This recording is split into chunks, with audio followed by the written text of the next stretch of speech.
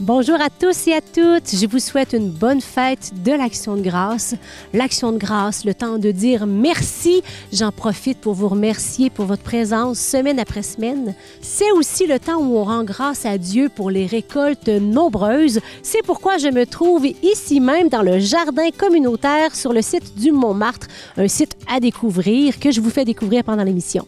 Justement, pendant l'émission, une incursion dans la vie du cardinal Lacroix, vraiment. Ça va être palpitant, j'ai hâte de vous présenter ça. Et puis, une jeune femme surmonte les souffrances liées à l'alcoolisme de sa mère. Tout ça à découvrir dans les prochaines minutes. D'ici là, je vais aller changer de chaussures.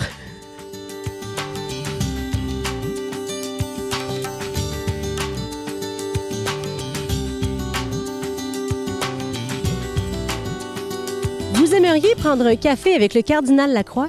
Eh bien, dans le prochain reportage, on le suit heure après heure dans ses nombreuses activités et rencontres.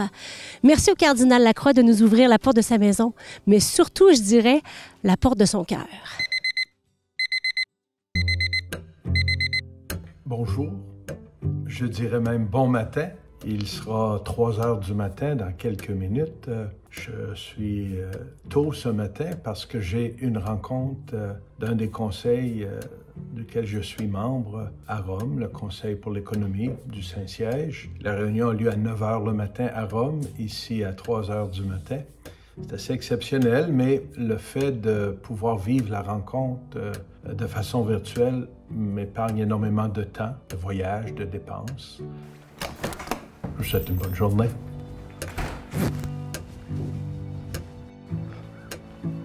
Il y a des matins, là, le lever de soleil, c'est spectaculaire. Et que ça commence bien une journée. De voir le magnifique fleuve, l'île d'Orléans, au loin Sainte-Anne-de-Beaupré, Lévis. Et j'aime marcher le matin parce que c'est tranquille. Il n'y a pas beaucoup de monde dans les rues, alors je peux marcher à ma vitesse. Alors, durant le jour, c'est plus difficile parce qu'il y a beaucoup de gens, puis j'arrête évidemment pour saluer les gens ou les gens que je connais ou qui me connaissent. Alors, je ne peux pas marcher à mon goût, mais le matin à 5h, 5h15, 5h30, là, il y a très peu de monde. Puis ceux qui sont dans la rue, c'est qui, comme moi, ils marchent.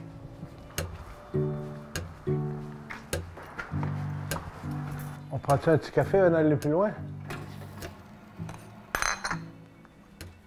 Un bon café noir, ça starte bien les moteurs le matin.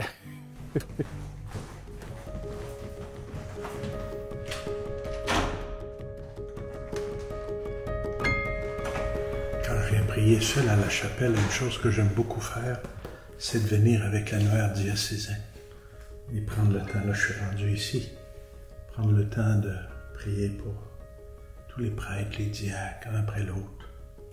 Prier pour les instituts de vie consacrés, les groupes, les mouvements, les associations, les équipes pastorales. Tout doucement, repasser les noms, les lieux,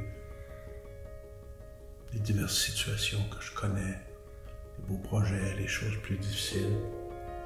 Vous savez, tous les jours, les gens prient pour l'évêque. Hein? À chaque messe, on le nomme. Les gens prient pour moi, puis c'est très important. J'ai besoin de ce soutien-là. Et je me suis dit un jour, moi aussi, je devrais prier. Je ne peux pas nommer tout le monde à tous les jours, mais en faisant le tour comme ça me permet d'avoir toujours, à longueur d'année, tous ces ministres ordonnés, les agents de pastoral, les gens qui collaborent, les divers ministères, les divers mouvements, groupes dans nos diocèses. Je trouve ça important.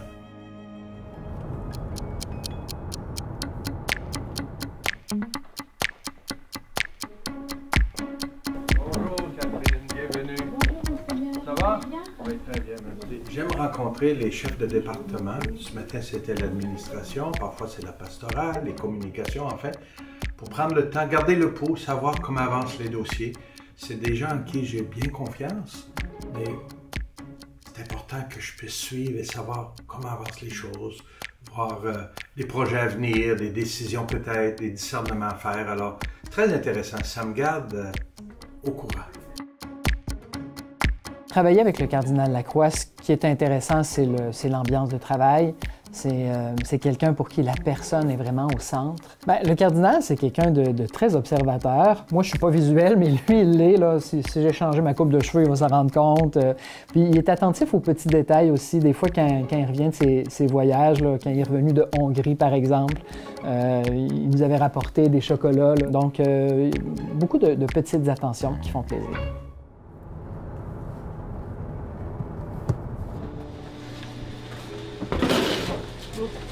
Les autres, ils sont prêts pour partir tantôt. On va commencer, ils sont prêts.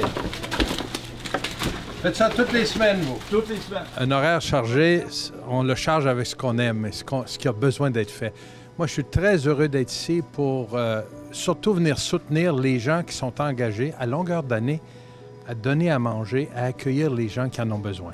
Je soutiens beaucoup d'organismes. Je n'ai pas souvent l'occasion de venir. Ici, c'est la première fois. Je suis un abonné de la Bouchée Généreuse et de d'autres endroits où je vais, une fois par année, 2 fois par année, ça dépend. Mais j'aime encourager tout ce que je vois qui fait du bien aux gens, qui prend soin des gens.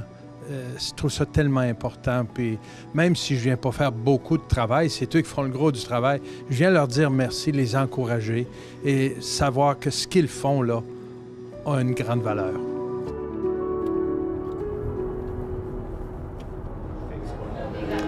Alors, nous voilà au Centre Agapet. On est au sous-sol. C'est le 20e anniversaire. Je suis avec Monseigneur Pierre-Olivier Tremblay, qui était ici à l'origine. Ça avait commencé chez les ouvriers, la maison Masnod, là, et ça a grandi. Maintenant, c'est ici. C'est agréable de voir la vie. Hein? On voit beaucoup de choses qui sont en train de mourir ici et là, des églises qui ferment. Mais il faut voir aussi ce qui est en train de naître. Et pas juste naître. De vivre 20 ans, là, c'est déjà adulte. Hein? C'est une communauté là, qui prospère. C'est beau de voir comment le Seigneur est agissant. Comme il l'a promis, il est avec nous.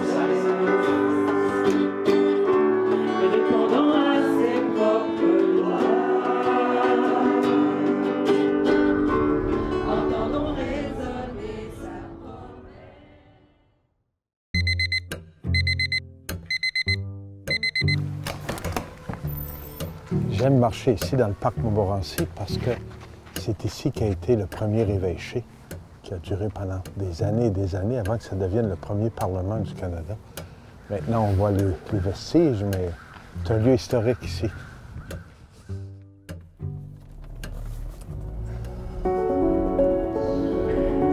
C'est belle fun. On se prépare à accueillir les prêtres du diocèse, les diacres, les évêques. C'est une fois par année qu'on fait ça, c'est l'Assemblée générale du clergé. Un grand rendez-vous. Alors, c'est une journée de retrouvailles, de fraternité, une journée de ressourcement. On a toujours une personne invitée, célébration de l'Eucharistie. On souligne aussi les jubilés, 25, 50, 60, 65, 70, 75 ans de presbytérat ou de diaconat. Alors, c'est un beau moment. Ça rentre à pleine porte? Bonjour, oui. Salut. Oui, c'est la bonne heure pour ça. Salut Michel, ça va? Oui, ça va. Bienvenue. Bonjour, bonjour. Enfin arrivé au Centre des congrès de Québec pour la soirée à la table du cardinal. Cet événement bénéfice annuel, c'est notre 9e édition.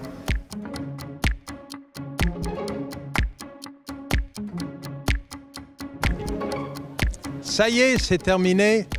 La salle est presque vide, les gens sont partis. Heureux, joyeux, une 9e édition de la table du cardinal pour ramasser des fonds pour aider les gens qui aident les gens. Redonner aux suivants.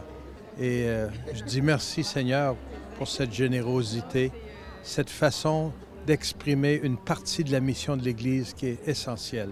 Je suis fatigué, mais beaucoup plus content que fatigué.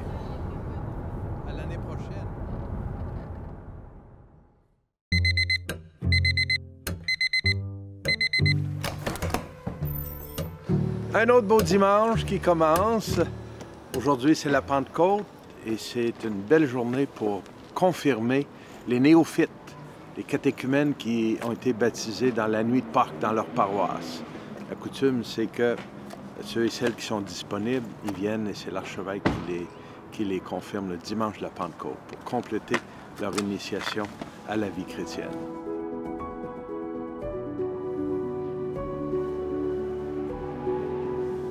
toutes les flammes de feu pour l'Esprit Saint, les dons de l'Esprit, lui qui met de la lumière et du feu dans notre cœur.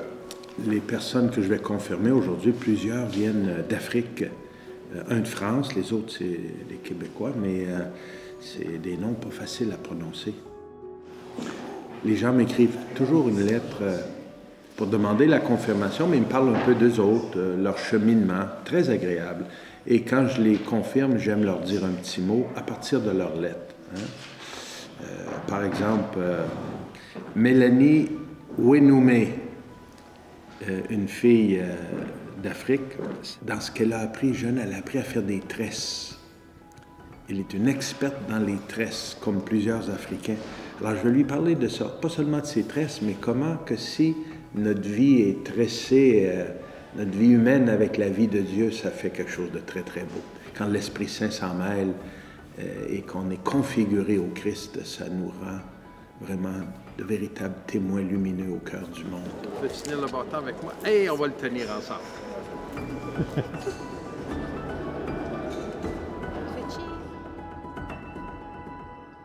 Vous êtes mal commode? Oui, Minas. Alors, c'est dimanche soir à l'Archevêché. On se prépare à accueillir un très beau groupe de pèlerins du diocèse de Chartres en France.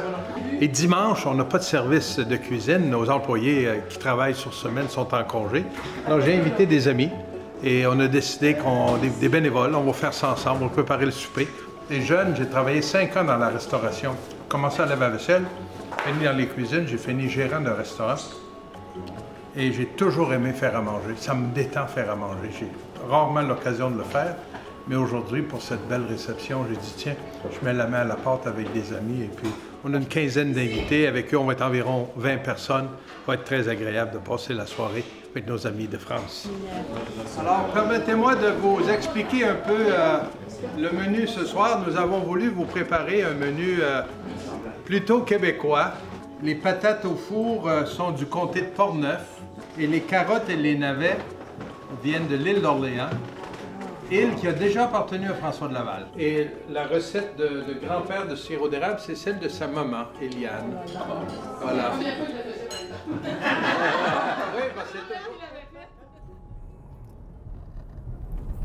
On a comme évêque, comme à peu près tous les prêtres aussi, hein, qui sont en ministère actif sur le terrain, on a des horaires assez chargés.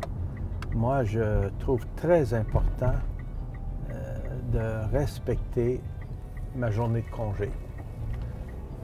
Je travaille 6 jours par semaine, mais il y a une journée qui est dédiée au repos, faire autre chose, faire du sport, dormir un peu plus, de la lecture, de rencontres d'amis, ou faire rien.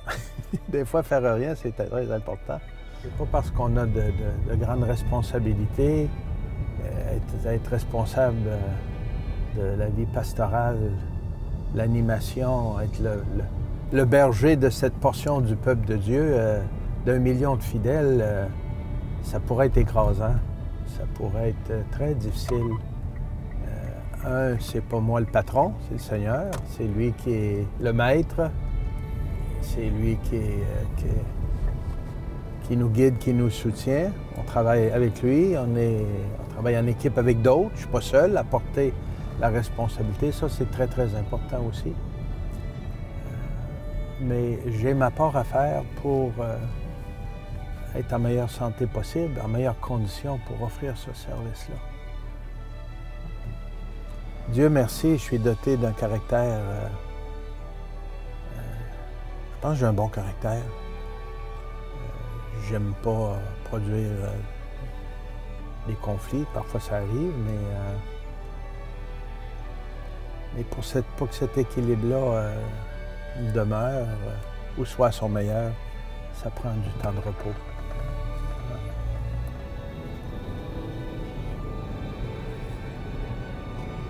On voit souvent Jésus dans les évangiles qui invite ses apôtres venez à l'écart, reposons-nous un peu. Si c'était bon pour lui, ça doit être bon pour nous autres. Il ne faut jamais oublier notre humanité. On est des hommes, des êtres humains avec des besoins d'êtres humains. Et Tout ne peut pas être du matin au soir juste du travail.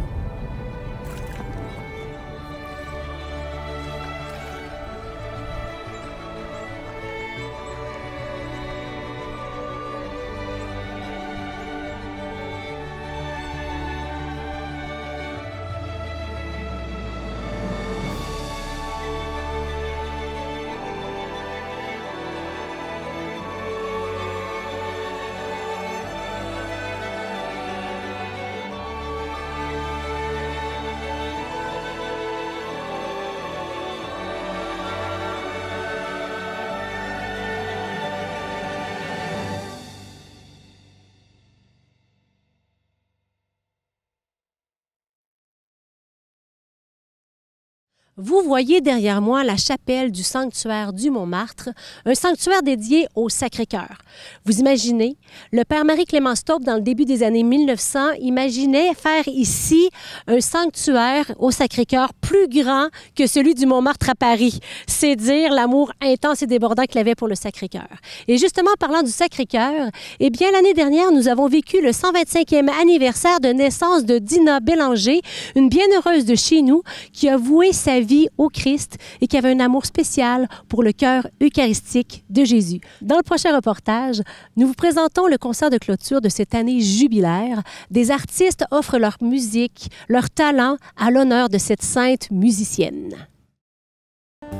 Sois mon secours dans la nuit de mon cœur.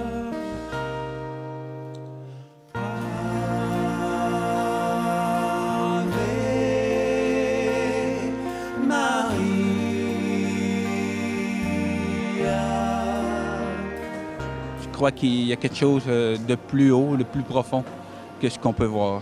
Il y a quelque chose qui anime le cœur, puis ma foi me permet de continuer.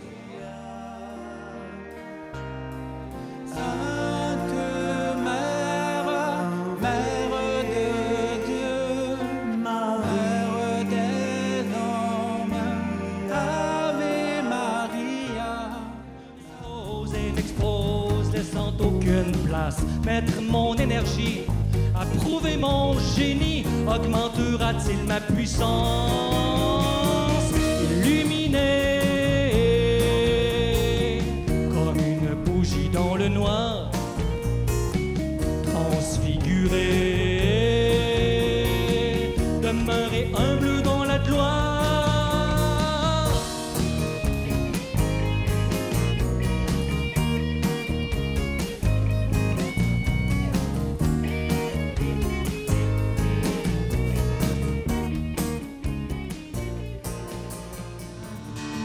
Tu me prends là où je suis et me dévoiles ailleurs. Tu me guides, me conduis. La louange, c'est ton cœur. C'est le cœur qui veut sortir, qui veut s'exprimer.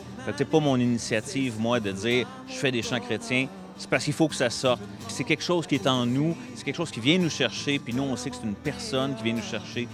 Tu me prends là où je suis et tu me rends meilleur. Jésus, oh, Jésus, oh, Jésus. Je vous salue, ô Vierge, abîme de beauté. Vous êtes toute belle, ô Vierge immaculée. Son parfait éclat, le lys de la vallée n'a pas même un rayon de l'unique blancheur qui dépose en votre âme un foyer de candeur. Témoin de l'Évangile, va dans le monde. Ce qui m'inspire, c'est ma vie de foi, c'est certain. Surtout aussi des choses que je peux vivre dans ma propre vie. Souvent, mes chants que j'écris sont tirés d'une expérience que j'ai pu vivre dans ma vie. Ça me permet d'être connecté. Puis moi, de chanter, ça me permet d'extérioriser quelque chose que j'ai vécu, puis peut-être d'essayer de rejoindre d'autres personnes dans leurs propres événements qu'ils ont vécu eux aussi. à briser les chaînes du silence. Je crois en un Dieu merveilleux qui a fait la terre et les cieux. Son amour pour nous est plus fort que tout. Il est le chemin, la vérité, la vie.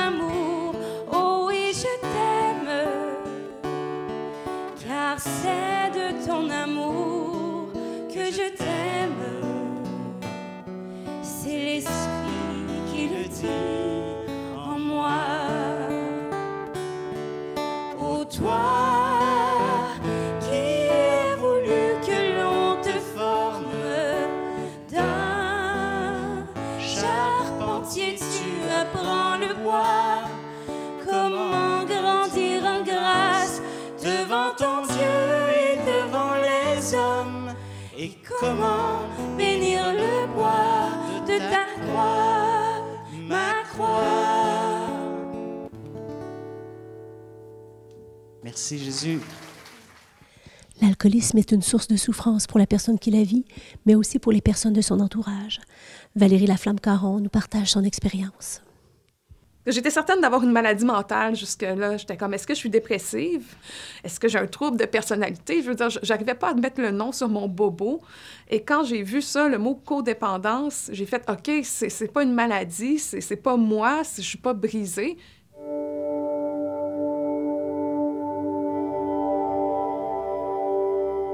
Personne n'aurait pu croire que ma mère allait devenir alcoolique, et moi, la première. Ma mère, c'était une femme fière, de belles présentations, c'était une professionnelle. Et ce qui a déclenché sa problématique, c'est le décès de mon père quand j'avais 15 ans. Et rapidement, ma mère a commencé à boire du vin. Elle, son truc, c'était le vin blanc.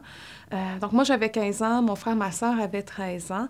Puis sur le coup, on n'a pas réalisé que ma mère devenait alcoolique. On pensait qu'elle vivait un deuil et puis que c'était sa façon à elle d'écoper, si je peux dire. Donc au fur et à mesure, tout notre monde s'effondrait parce qu'elle a fini par perdre des relations d'amitié. Elle a perdu son emploi. Les relations familiales aussi là, se sont effritées. Je me souviens de ma mère, quand je la regardais, moi j'avais vraiment l'impression de voir l'enfer. L'enfer, ça peut avoir différentes significations, mais il y en a une pour moi qu'on parle de l'enfermement. Hein? Quand on est dans l'enfer, on se coupe de soi-même, des autres, de Dieu. Donc, on s'est vraiment retrouvés dans cette espèce de bulle-là où l'alcoolisme de ma mère a pris toute la place. Qu'est-ce que ça a eu comme effet sur moi? Bien, j'ai développé de l'hypervigilance. Moi, j'étais toujours en état d'alerte, un peu comme un soldat qui a vécu la guerre. Après, il entend un déclencheur, il entend un son fort, il se met tout de suite en réaction. Ben, c'était la même chose pour moi. Moi, je cherchais toujours les bouteilles d'alcool. On essayait de les cacher. On essayait de trouver des solutions pour sauver ma mère de l'alcoolisme. Là, c'est devenu tranquillement pas vite le seul et unique but de ma vie, sauver ma mère de l'alcoolisme, à un point tel où j'ai déjà imaginé un plan avec un ami. On pensait la kidnapper puis l'amener dans un chalet dans la forêt pour l'obliger à arrêter de boire, pour qu'elle fasse son sevrage. Tu sais, on était rendus là. Donc, on a vraiment tout fait, puis à chaque fois, on se butait à un échec parce que ma mère, elle ne voulait pas être aidée et elle était en négation de sa problématique. Elle en avait très honte et puis ça faisait en sorte qu'elle refusait toute aide. J'ai vraiment perdu, je considère, le début de ma vie adulte à essayer d'aider ma mère et ça a créé un vide intérieur assez impitoyable parce que mon bien-être à moi devenait complètement secondaire tellement j'étais focusée sur ça. Puis à un moment donné, j'ai découvert que cette situation-là avait un nom, puis ça s'appelle la codépendance. Et puis ça peut s'incarner de différentes façons, que ce soit en sauvant toujours la personne, en la préservant de vivre les conséquences de sa dépendance, en allant faire des choses qui s'apparentent à de l'aide. Par exemple, la personne, elle a trop bu pour aller à une activité familiale, donc on va prendre sur soi de l'excuser, de lui trouver une raison. On va aller faire l'épicerie pour elle. Puis c'est toutes des bonnes choses, mais ça permet à la personne de continuer à vivre dans son problème sans finalement atteindre la limite. Et puis, ça devient comme si le problème de dépendance devient le problème principal du proche. Et ça crée une fusion entre les deux, et ça, c'est extrêmement problématique.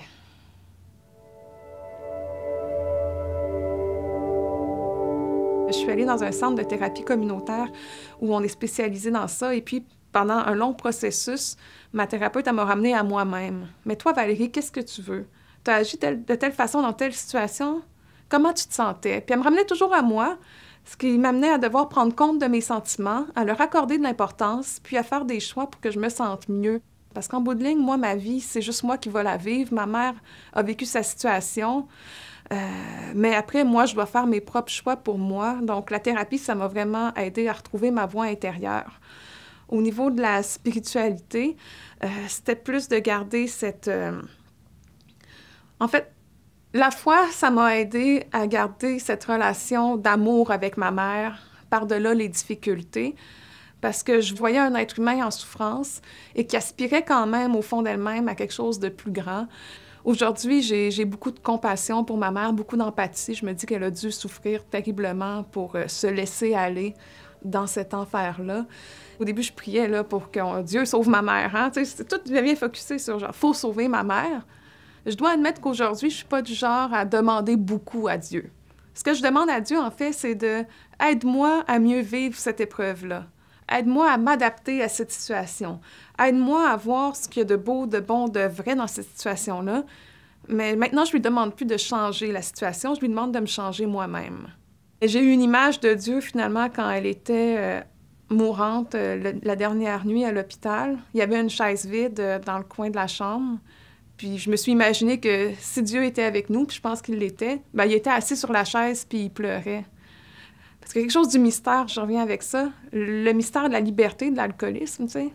Dieu, il peut pas nous forcer à agir non plus, même si on voudrait parfois, ce serait plus simple. Mais il était tout aussi impuissant dans cette situation-là que moi, je pouvais l'être, mais au moins, ben, il était avec nous.